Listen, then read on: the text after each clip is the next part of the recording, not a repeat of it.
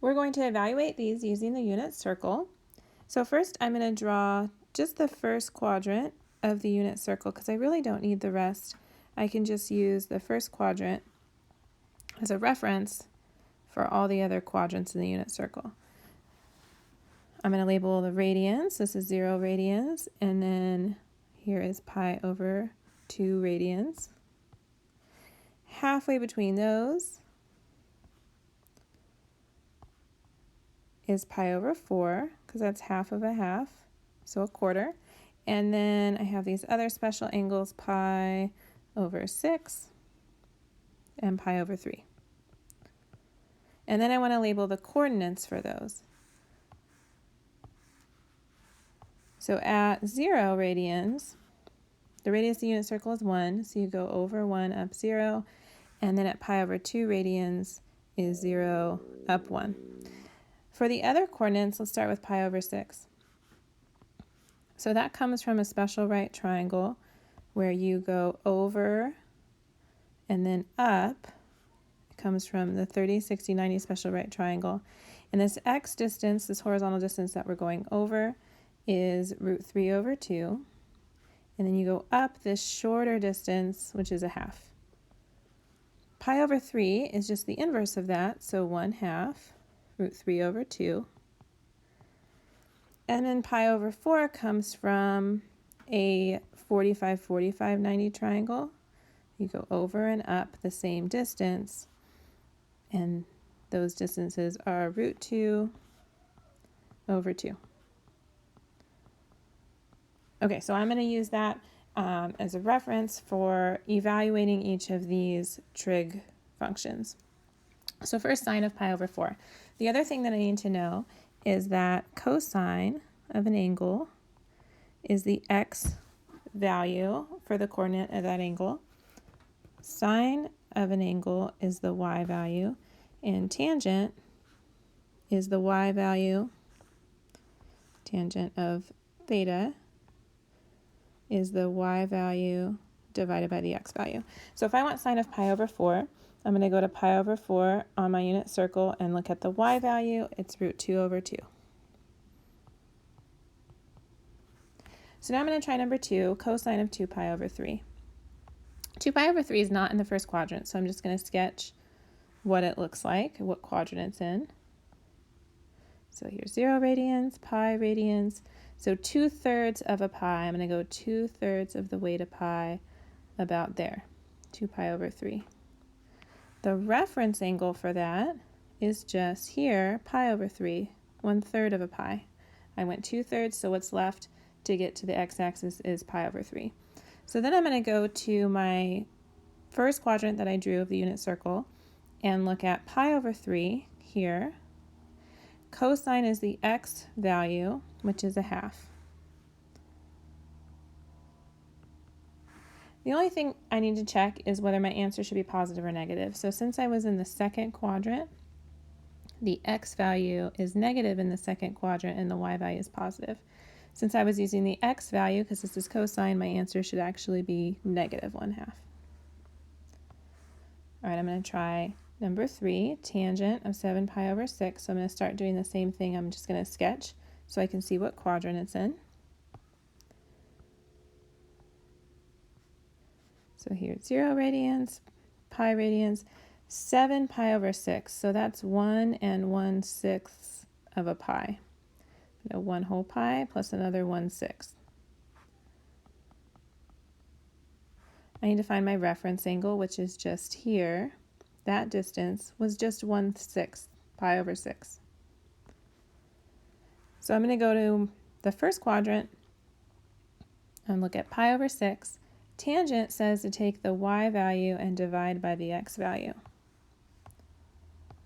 So I'm going to take 1/2 over root 3 over 2 divided by root 3 over 2. So I need to simplify that. That's the same thing as 1/2 times the reciprocal, 2 over root 3. The 2's cancel out and I get 1 over root 3. But the only problem is you can't have a square root in the denominator for your answers in math. So I'm going to multiply the numerator and denominator by the same square root, square root of 3. 1 times square root of 3 for the numerator is just square root of 3. And for the denominator, square root of 3 times square root of 3 is square root of 9, which is just 3. So my answer is root 3 over 3.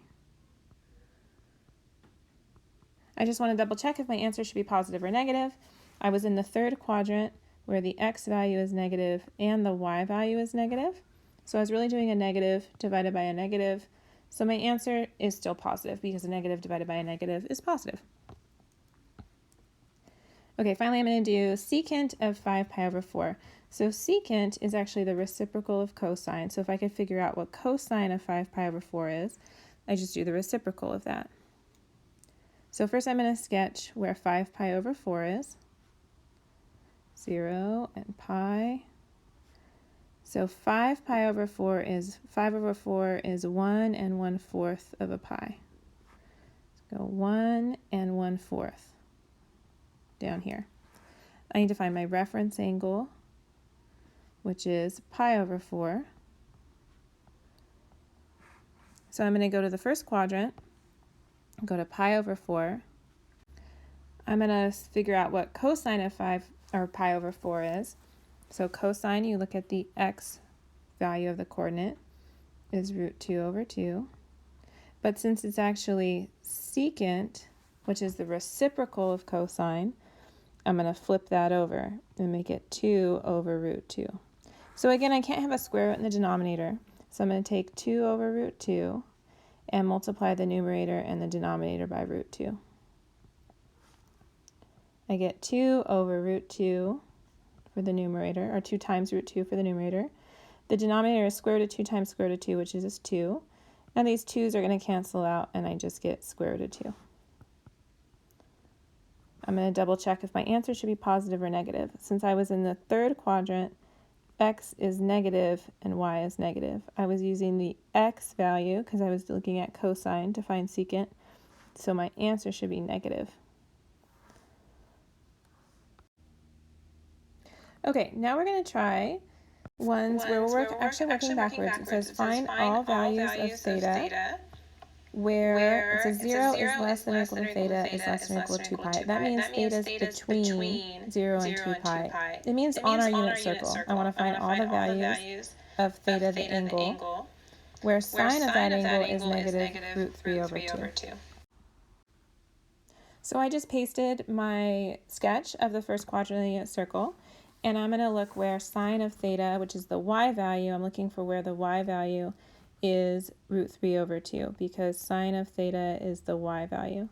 So that happens here at pi over 3. Now I'm going to try to figure out which angles in the unit circle have pi over 3 as a reference angle. So if I just start counting by pi over 3, thirds of a pi over 3, if I go another, so that's 1 pi over 3. If I go another third, I get 2 pi over 3. If I go another third of a pi, I get 3 pi over 3, which is 1 whole pi. If I count another third, 4 pi over 3. If I count another third, 5 pi over 3. And then another third of a pi completes the whole circle. I get 6 pi over 3, which is just the same as 2 pi. That's all the way around the circle.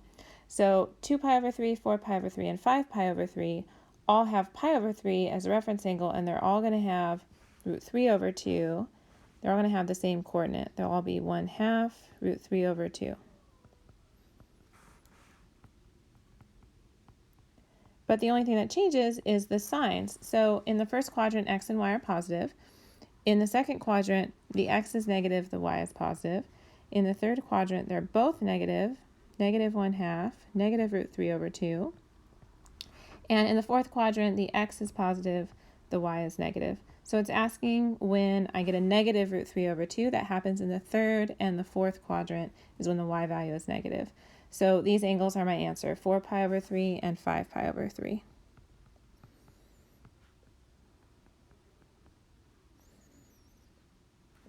All right, we're going to do one more problem. I'm going to try the same type of problem, but I want tangent of the angle is root 3. Tangent is you take the y value and divide by the x value. So I need to figure out when I take y and divide by x and I get a square root of 3. I just pasted my picture of the first quadrant again so I can look at the coordinates. And I'm just going to try taking, for example, this one and see if when I divide y by x, because that's what tangent is, if I get root 3. So I'm going to try 1/2 divided by root 3 over 2. So that's the same thing as 1/2 times the reciprocal 2 over root 3. The 2's are going to cancel out. I get 1 over root 3. Remember, I can't have a square root in the denominator, so I'm going to multiply the numerator and the denominator by square root of 3. I get 1 times root 3 for the numerator, and square root of 3 times square root of 3 is 3 in the denominator. That did not give me square root of 3. So then I'm going to try this coordinate instead and just flip it. If I do root 3 over 2 divided by 1/2 and see if that works.